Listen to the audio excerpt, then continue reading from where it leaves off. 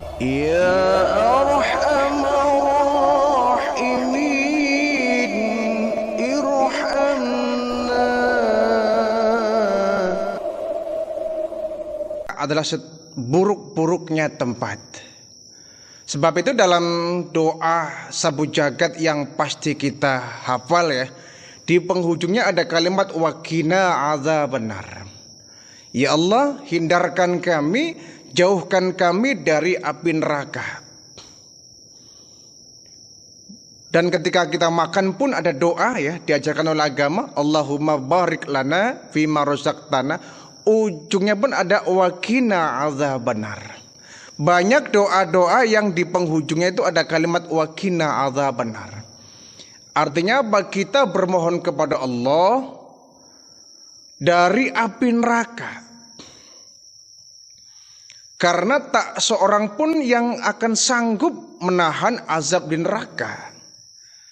Jadi kalau ada orang yang nantang-nantang, saya mah tidak apa-apa masuk ke neraka. Di sana kok banyak teman-temannya ini, nggak apa masuk neraka. Ini disangkanya neraka itu seperti penjara di dunia ini, seperti LP, seperti rutan. Padahal neraka itu azabnya sangat pedih. Di sana tidak ada orang yang mendapatkan kebahagiaan. Di neraka itu kalau orang diazab itu nggak langsung mati. Kalau mati mending. Ini diazab nggak akan pernah mati. Hancur badannya dibulatkan kembali. Diazab lagi hancur badannya dibulatkan kembali. Terus menerus seperti itu. Sehingga Al-Furqan 66 mengatakan innaha sa'at mustaqarr wa muqamah. Bahwa neraka itu tempat yang seburuk-buruknya tempat dan seburuk-buruknya tempat kediaman.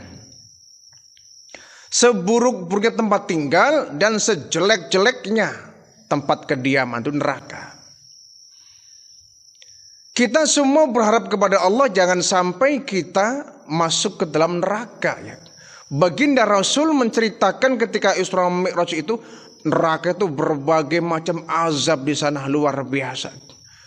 Ada orang yang di sana itu saking gak tahannya diazab sampai dia berusaha untuk keluar ya. Merambat.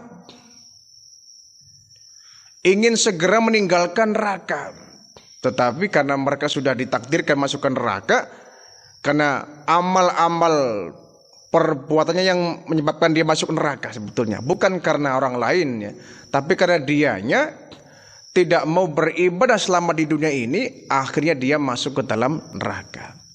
Innaha sa'at mustaqarra wa muqamah. Sesungguhnya neraka itu tempat seburuk-buruknya tempat tinggal dan seburuk-buruknya tempat kediaman.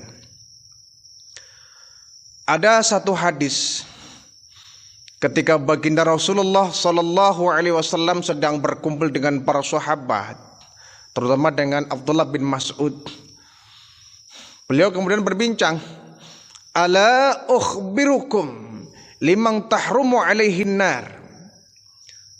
Maukah kamu sekalian, kata Nabi, aku beritahukan orang-orang yang nanti tidak akan dijilat api neraka. Maukah aku beritahukan ada golongan orang-orang yang tidak akan pernah disentuh oleh api neraka. Karena jangankan disentuh ya. Neraka itu dari hawa panasnya pun sudah sanggup menghancurkan badan manusia. Baru asap apinya saja, asapnya belum apinya, sudah menghancur luluhkan tubuh manusia. Apalagi apinya. Ala ukhbirukum biman tahrumu alaihin nar. Maukah saya beritahu kepada kalian semua, ada golongan orang-orang yang nanti di akhirat tidak akan pernah disentuh api neraka. Jawaban para sahabat, bala ya Rasulullah, tentu ya Rasul. Kami ingin tahu apakah ada orang-orang yang nanti tidak akan pernah disentuh api neraka. Kemudian Nabi menjawab, kulla hayyinin layyinin akrabi wasahlin. Itu pertama hayyin, yang kedua layin, yang ketiga qarib, yang keempat sahlin. Ada 4 golongan orang yang nanti tidak akan disentuh oleh api neraka. Yang pertama adalah hayyinin, yaitu orang-orang yang tidak mudah untuk marah. Ini yang pertama, hayyinin ya. Orang yang tidak mudah untuk marah. Orang yang selalu bisa menahan emosi. Orang yang bisa mengendalikan diri. Walaupun semestinya dia harus marah, tapi dia bisa mengendalikan diri dengan tidak dia melampiaskan amarahnya. Yang namanya marah tentu ini sifat dari manusia ya. Jangankan kita, hewan pun bisa marah. Kita ini marah termasuk tabiat dari seorang makhluk ya. Di antaranya adalah manusia ini. Terkadang banyak persoalan-persoalan yang kita hadapi di kehidupan kita sehari-hari yang kemudian menyulut emosi kita. Mungkin kita nggak mau marah, capek kalau marah itu, belum lagi menimbulkan persoalan. Cuma terkadang ada beberapa persoalan yang memancing-mancing kita untuk terus marah. Akhirnya kita yang mestinya diam jadi marah. Marah ini datangnya dari setan secara umum ya. Ada memang marah-marah yang diperbolehkan, ada marah-marah yang tidak boleh kita lampiaskan. Ada marah yang ditolerir, dimaafkan, bahkan ada marah yang sifatnya wajib. Marah tapi wajib. Jadi kalau kita mau marah, pilihlah marah-marah yang hukumnya wajib. Apa marah yang hukumnya wajib? Pertama, marah ketika kita sedang berkecambuk, berperang, membela agama, menghadapi orang-orang kafir di medan perang. Kita harus marah total itu. Kita harus luapkan emosi kita menghadapi orang-orang kafir di medan perang. Kalau kita perang tidak sambil marah, ya kita akan lemah tenaganya. Nggak akan ada gairah untuk menghadapi musuh. Yang menyebabkan kita berani menghadapi musuh, membela agama kita adalah karena kita merasa bahwa agama kita agama yang dilecehkan orang. Jadi menghadapi orang-orang kafir di medan perang, kita harus marah. Mereka adalah musuh-musuhnya Allah. Musuhnya Allah yang harus kita tumpas dari permukaan bumi ini. Karena mereka sudah mengajak permusuhan. Kita harus marah, kalau tidak ya. Tapi marahnya bukan marah karena pribadi kitanya ya. Tapi karena kita membela agama. Seperti dulu ketika Sayyidina Ali bertarung fisik dengan salah seorang tokoh kafir ya. Beradu fisik di dalam perang itu. Nah, ketika musuhnya jatuh, kemudian sama Ali hendak mau dihantam mukanya, mau dipukul, tiba-tiba orang kafir ini meludahi muka Sayyidina Ali. Diludahi. Ketika diludahi, Ali kemudian gak jadi menghantam, tidak jadi memukul. Kata orang kafir tadi, "Hai Ali, kenapa kau gak mukul saya? Tadi kan bukannya kamu sudah berniat ingin membunuh saya dalam peperangan. Ketika saya sedang jatuh, saya mau dipukul. Kenapa saya ludahi kamu gak jadi mukul?" Kata Ali, "Iya memang tadinya saya mau niat membunuh kamu, mau memukul kamu karena Allah. Tapi ketika kau meludahi muka saya berhenti. Khawatir apa? Kalau saya pukul kamu, khawatir saya pukul kamu karena kamu meludahi saya, bukan karena niat membela agama Allah. Saya berperang membela agama itu karena Allah. Tapi kalau kamu meludahi saya emosi memukul kamu, artinya saya memukul kamu bukan karena Allah, tapi karena ludah kamu." Ini Sayyidina Ali ya. Nah, marah apalagi yang ditolerir, bahkan wajib hukumnya, yaitu marah ketika agama kita jadi bahan lecehan orang. Kita wajib marah ini. Seperti baginda Rasulullah Sallallahu Alaihi Wasallam. Baginda Nabi itu selama pribadi beliau yang dihina orang, selama pribadi beliau yang dilecehkan orang, selama nama baik beliau yang dijatuhkan orang, diinjak-injak orang, Nabi masih bisa menarik diri. Nabi masih bisa diam, tidak gampang tersulut emosi.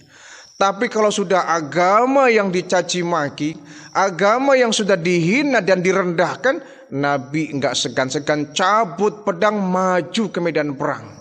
Kenapa? Agama yang sudah dihina orang.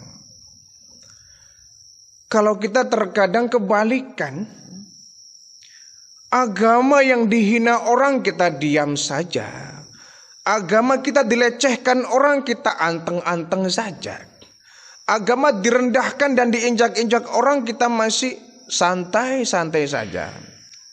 Tapi saat nama kita yang direndahkan orang, pribadi kita yang dihina orang, martabat dan nama baik kita yang diinjak-injak orang, tak terima kita.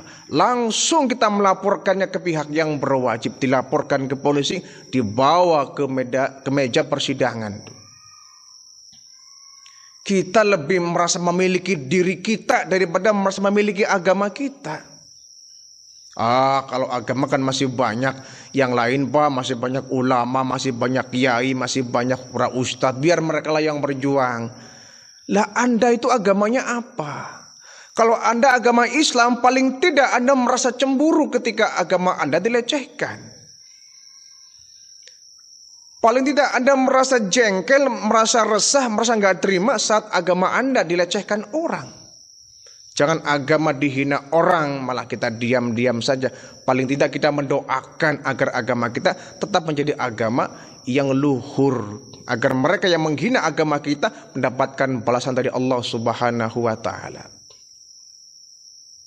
Ini marah-marah yang ditolerir, marah-marah yang memang hukumnya malah wajib, sebab ini marah dalam rangka membela agama kita. Kalau marah yang sifatnya pribadi, apalagi nggak ada alasan yang jelas kita marah, ini yang menimbulkan masalah. Karena masalah tidak akan bisa selesai kalau hanya dengan emosi dan amarah saja.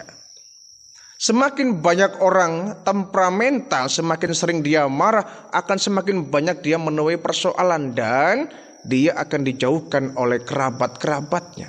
Siapa sih orangnya yang suka bergaul, berteman dengan orang yang suka marah? Siapa sih orangnya yang senang, yang betah berteman dengan orang yang temperamen? Sedikit-sedikit marah, sedikit-sedikit marah, ya, sedikit-sedikit marah. Bahkan oleh agama dianjurkan saat kita sedang marah, hendaklah kau, kalau marahnya sedang berdiri, duduklah kamu. Ketika sedang duduk, maka berbaringlah kamu. Jadi ketika lagi berdiri kita marah, duduk, seenggaknya ketika duduk akan semakin terkurangi rasa emosi kita. Duduk masih marah juga, berbaringlah kamu, ya. Atau tidurlah kamu, dengan tidur maka emosi akan terkendali.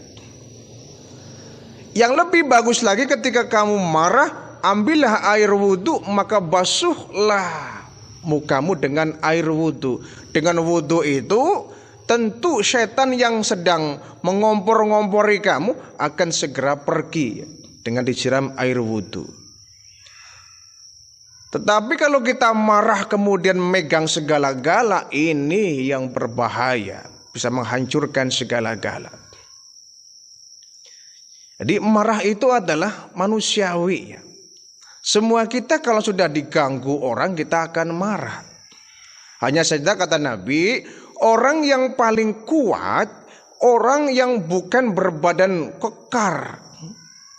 Bukan orang yang berbadan kekar, bukan mereka orang yang kuat. Bukan orang yang kalau berantem dia menang. Orang yang kuat bukan orang yang kalau berkelahi dia pasti menang, bukan.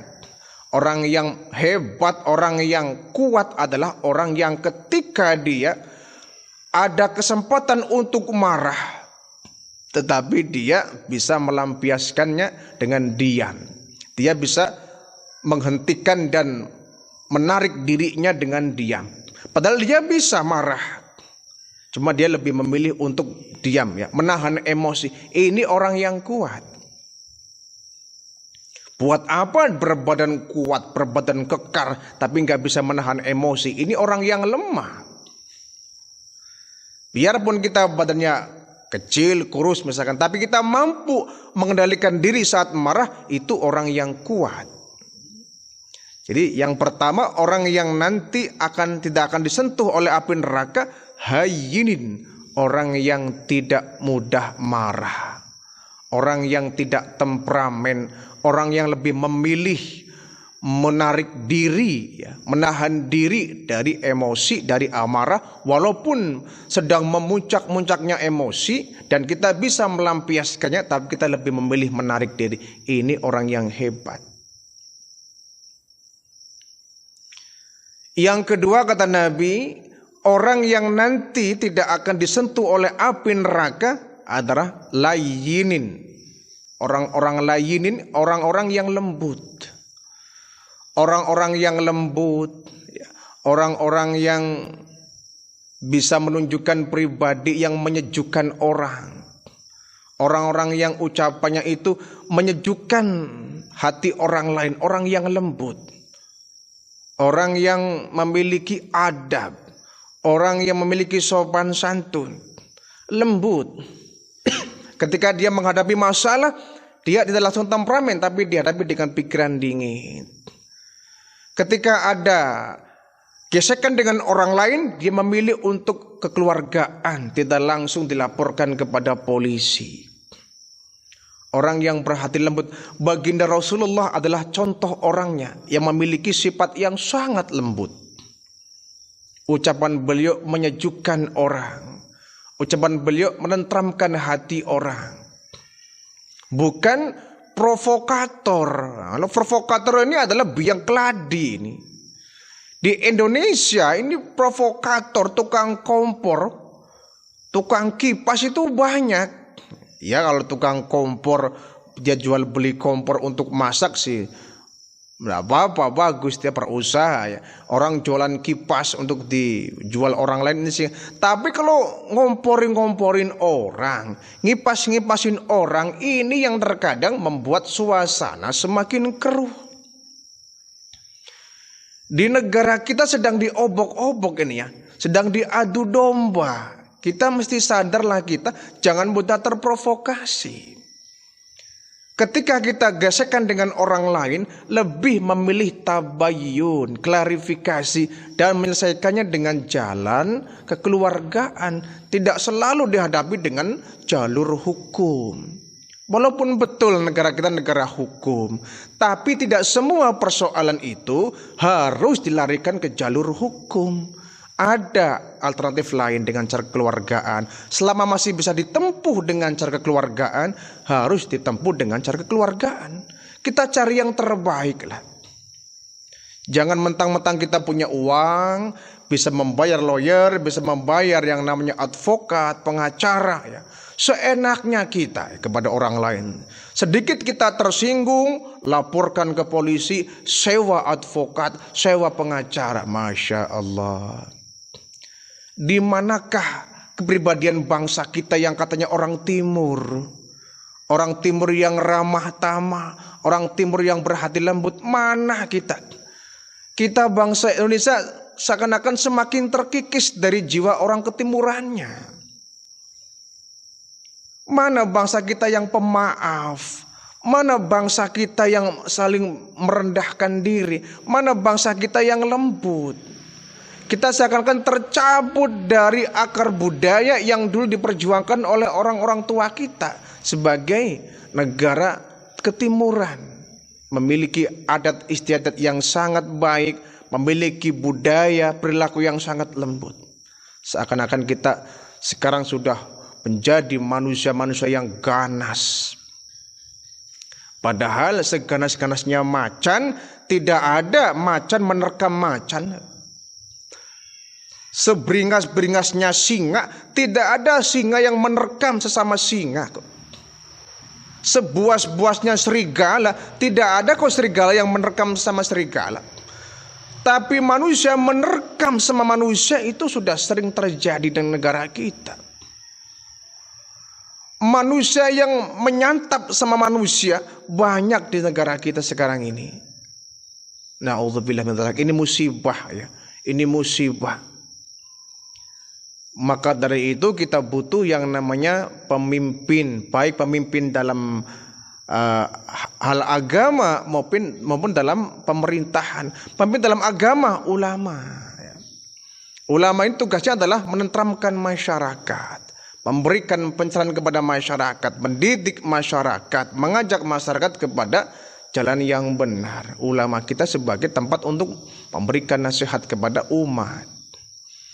Di samping ulama yang mendidik masyarakat dalam jalur agama, juga pemerintah dalam bidang kepemerintahan harus bisa menyatukan rakyat ini. Jangan sampai dibiarkan cekcok tidak karu-karuan. Kalau cekcok nggak ada yang melerai itu sama aja dengan anak ayam yang tidak punya induk itu. Anak ayam saling bertengkar, saling berkelahi, induknya diam saja. Jadi orang yang tidak akan disentuh api neraka adalah layyinin, orang yang berhati lembut. Baginda Rasul menghadapi musuh sekalipun beliau selalu tetap adem. Walaupun sampai sang musuh ini ingin menghabisi nyawa baginda Rasul, Nabi tetap lembut dihadapinya itu. Pernah ya satu saat beliau itu sedang rebahan di bawah pohon korma di depan masjid ya. Selepas zuhur beliau rebah-rebahan di depan masjid itu.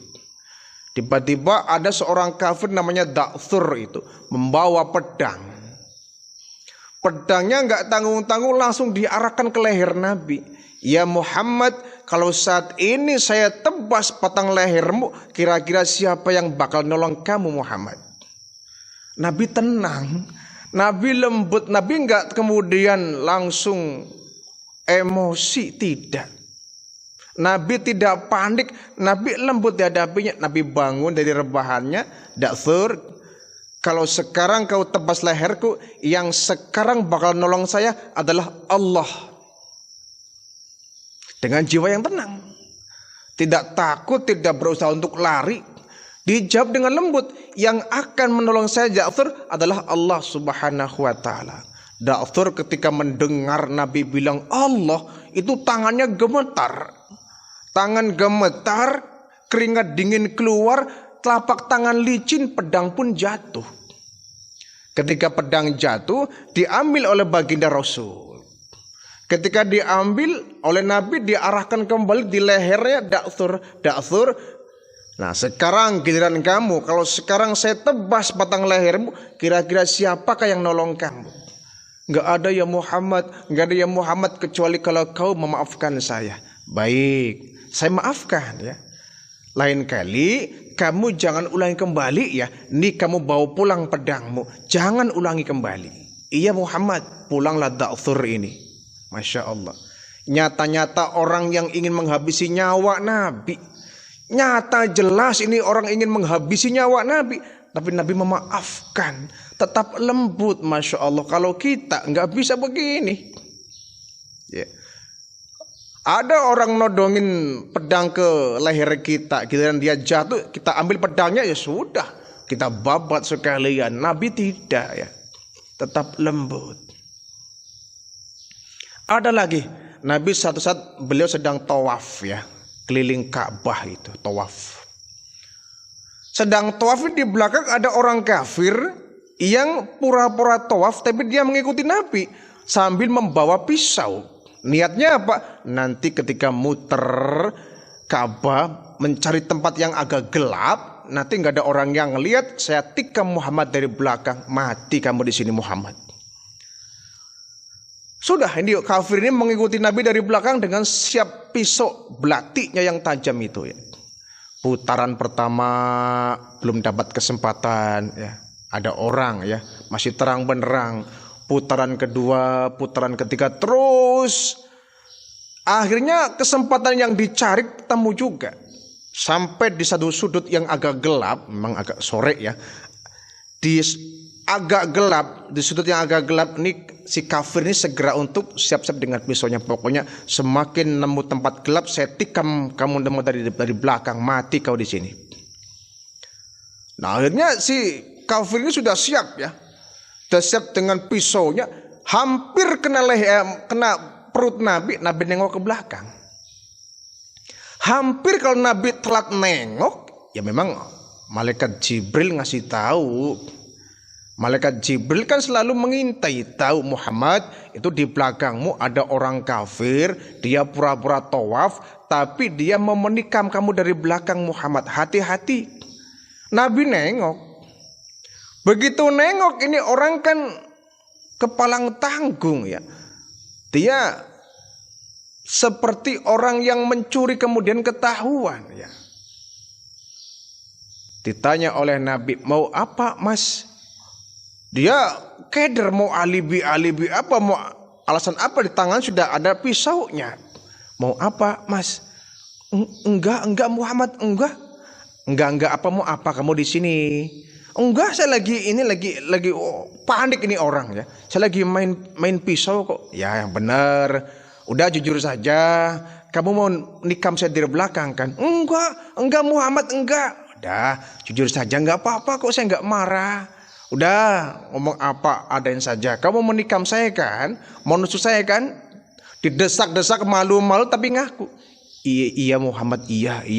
Ya, sekarang bagaimana? Wah, saya nggak jadi Muhammad. Ya sudah, kau pulang ya, bawa pisaumu dan jangan pernah kau ulangi kembali.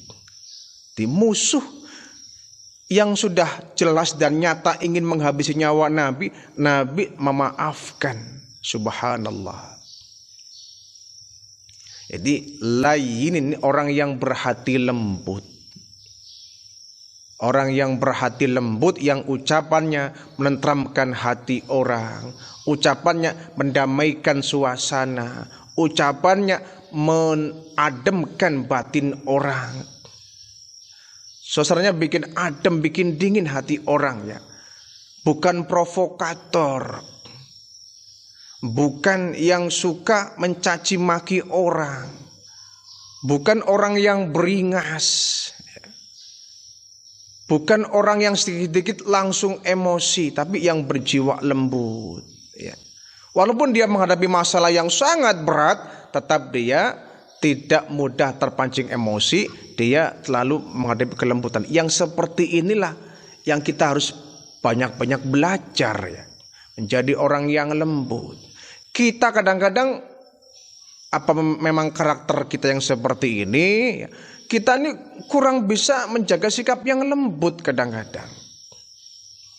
Ya ada kalanya kita harus tegas, kasar, ada kalanya kita harus lembut. Menghadapi orang kafir yang menghina kita jangan lembut, hadapi dengan tegas agar mereka tidak lagi merendahkan agama kita.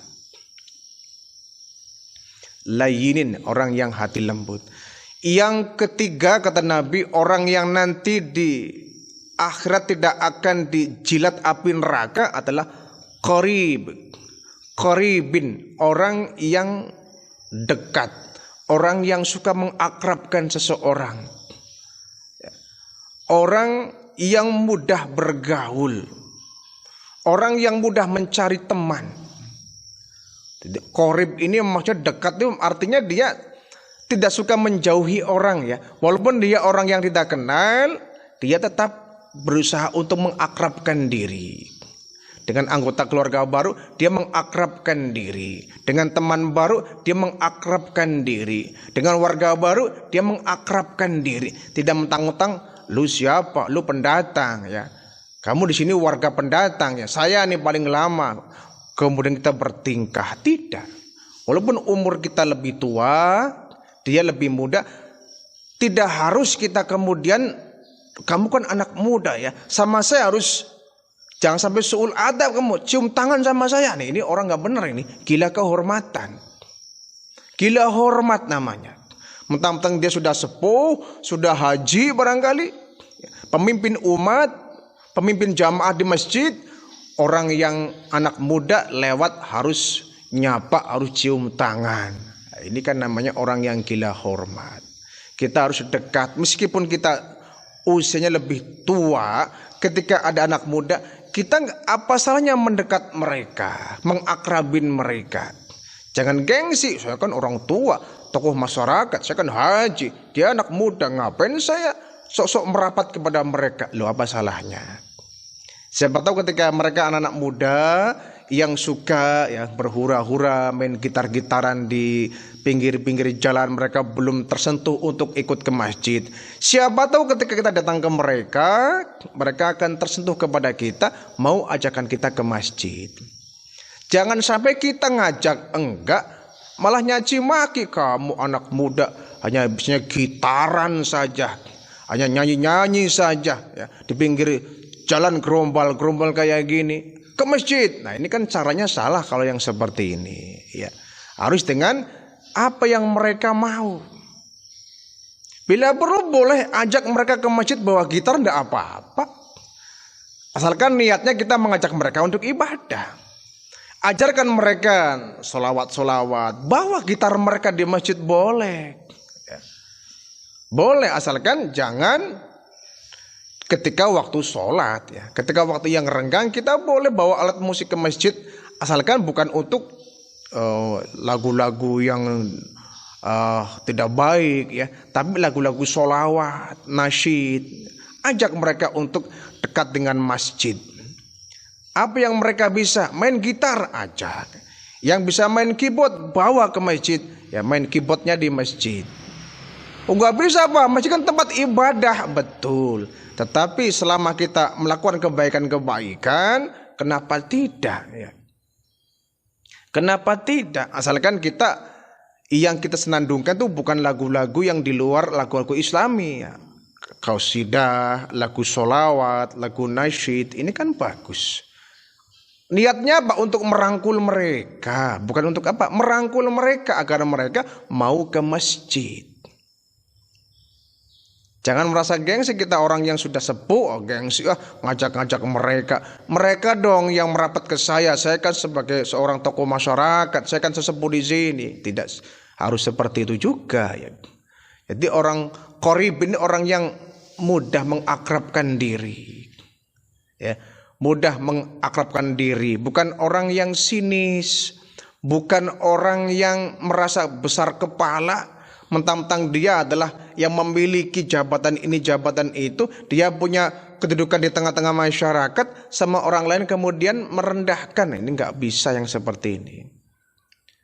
Biarpun dia pejabat tinggi, merendahlah ya, sering bergaul dengan masyarakat kecil ya, para anggota-anggota dewan legislatif ya. Jangan mentang-mentang Anda sudah ningkring di atas sana, lupa dengan rakyat kecil yang dulu milih Anda sebagai wakil rakyat. Seringlah belusukan ke rumah-rumah mereka. Jangan sudah jadi pejabat tinggi, naik mobil mewah, pakai jas yang mewah, pakai dasi, lupa dengan orang yang dulu milih dia sebagai wakil rakyatnya. Lewat di tengah perkampungan, mobilnya boro-boro, dia turun dari mobil nyalamin semua orang. Kadang-kadang lewat pun mobil tutup kaca mobilnya itu. Nyapanya cukup pakai klakson tit. Wah, ini cukup pakai klakson nyapanya. Padahal dulu dia merangkak-rangkak ya ke orang-orang tuh, door to door, mencari dukungan, mencari suara. Begitu jadi pejabat tinggi, jadi orang terhormat di gedung DPR, DPRD, lupalah mereka dengan rakyat yang dulu mendukung dia. Dulu mereka banyak waktu untuk kita ajak berdialog ya. Ya maklumlah, belum menjadi pejabat. Mereka banyak waktu untuk melayani obrolan-obrolan kita rakyat kecil. Tapi begitu mereka nangkring jadi pejabat tinggi, kita ngebel, Bapak ada waktu nggak Pak? Oh maaf, saya lagi ada kunjungan kerja. Bapak saya mau ketemu Pak, mengajukan proposal. Oh maaf, saya lagi di luar kota. Selalu ada alasan untuk tidak ketemu dengan kita. Boro-boro dia datang ke masjid, berjamaah di masjid umpama ya. Berterima kasih kepada masyarakat yang telah memilih, mempercayakan dia menjadi anggota dewan misalkan, boro-boro ke sana. Makanya kita ini ya, yang kira-kira ada orang yang ingin dipilih sebagai wakil rakyat, pilihlah orang yang dia kenal Anda kenal dia. Jangan sampai kita milih orang yang dia nggak kenal kita, ngapain kita pilih, kan begitu. Nanti yang akan kecewa adalah kita. Dulu saya sudah memperjuangkan dia, memilih dia, sekarang jadi pejabat tinggi lupa dengan saya. Jadi para pejabat-pejabat tinggi, jangan Anda gila jabatan, ya, gila kehormatan, gila kedudukan, gila pangkat. Dekatlah mereka dengan rakyat kecil, dekati mereka rakyat kecil, ajak mereka untuk berbicara, dialog, ngobrol, diskusi, ya. Karena mereka lah yang menjadikan Anda sebagai orang yang terhormat. Qaribin, orang yang dekat, orang yang mudah mengakrabkan diri. Yang terakhir, orang yang akan nanti tidak akan dijilat oleh api neraka, kata Nabi, sahlin, yaitu orang yang suka menolong. Orang yang suka menolong, orang yang suka mempermudah urusan orang, orang yang tidak suka mempersulit urusan orang, ini suka menolong. Tidak bikin ribet. Selama itu ada persoalan yang bisa dibikin ringkas, dibikin mudah, ya jangan dipersulit. Apalagi kaitannya dengan hajat hidup orang banyak, ya. Para pegawai kelurahan, pegawai kecamatan, pegawai Pemda, kalau ada kebutuhan yang sangkut pautnya dengan rakyat kecil, mudahkan. Jangan dibikin ribet prosedurnya. Dibikin santai lah, dibikin ludah agar mereka pun tidak merasa repot dengan urusan yang seperti itu. Dimudahkan, jangan dipersulit. Ya. Selama bisa dimudahkan, kenapa harus dipersulit? Ya. Jadi Allah pun memudahkan ke urusan kita. Dalam Islam tidak ada urusan yang ribet, semua dipermudah oleh Allah Subhanahu wa Ta'ala. Bahkan la ikraha fiddin, tidak ada paksaan dalam agama ini. Tidak ada paksaan untuk orang yang di luar agama Islam, dan tidak ada paksaan di dalam syariat Islam. Semuanya serba longgar, semua serba mudah untuk dikerjakan. Tidak ada syariat yang membebani kita. Jadi syariat yang dibebankan kepada kita disesuaikan dengan kondisi kemampuan kita. Kalau kita nggak mampu menyelesaikan, Allah nggak maksa. Contoh kita berpuasa. Puasa itu kan wajibnya dari kapan? Dari mulai imsak ya, sampai datangnya waktu maghrib. Kalau mampu. Bagi mereka yang sudah nggak mampu, boleh kok setengah hari. Boleh. Sholat wajib berdiri kalau mampu. Gak mampu berdiri, gak dipaksa harus berdiri. Orang yang duduk aja barangkali sempoyongan, ya, dipaksa berdiri, alangkah zolimnya. Tidak, Islam ini agama yang mudah. Allah memberikan kemudahan terhadap semua hamba-hambanya. La yukallifullahu nafsan illa wus'aha. Allah tidak akan memberikan beban kepada setiap hamba kecuali sesuai dengan kemampuannya. Itu Allah. Apalagi kita dalam hidup bermasyarakat, kalau kita menemukan suatu persoalan, mudahkan, jangan dibikin sulit. Kita kadang-kadang sentimen, ada orang yang kita nggak suka, saat dia membutuhkan pertolongan kita, dipersulitlah. Prosedural seperti ini, seperti itu. Kasihan dia. Jadi mudahkan segala urusan orang. Mudahkan urusan orang. Jangan sampai kita membuat sulit urusan mereka. Jadi sahlin, orang yang suka menolong orang, orang yang suka meringankan beban orang, orang yang memperingkas urusan orang, tidak mempersulit, ini nanti di akhirat tidak akan mendapatkan jilatan api neraka.